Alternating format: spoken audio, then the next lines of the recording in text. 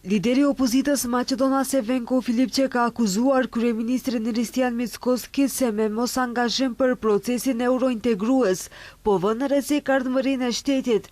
Ai tha se deklarata e kryeministrit se nuk do të bëjë asnjë hap në lidhje me eurointegrimet është vetëm konfirmim se ai këtu realizon interesa ruse. Filipçe tha se do t'i informojë të gjithë euroambasadorët në vend dhe funksionarët e lartë në Bashkimin Evropian dhe NATO në lidhje me, siç u shpreh ai, çmontimin sistematik të ardhmërisë euroatlantike të Maqedonisë. Filipçe po ashtu ka kritikuar edhe vizitën e fundit të kryeministrit në Hungari.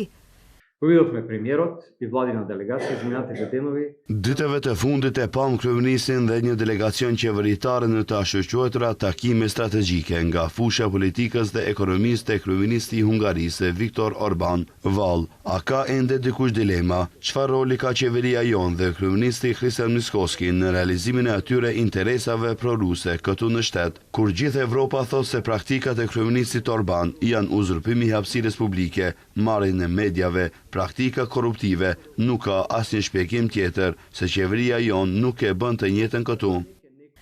Nga ana tjetër, Mickoski ka quajtur pakurizor pjesëtarët e LSDM-s. Sipas tij, LSDM-ja i sheh proceset eurointegruese përmes shitjes së identitetit nacional maqedonas.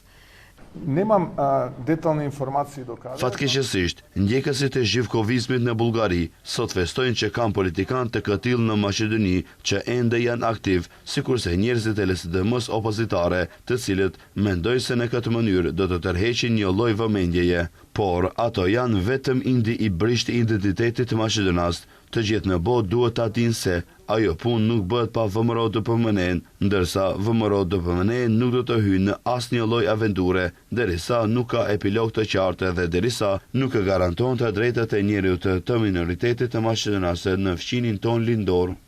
Mickoski ditë më parë tha se qeveria nuk do të pranojë amendamente për futjen e bullgarëve në kushtetut pa parashikueshmëri dhe epilog të qartë të atij procesi.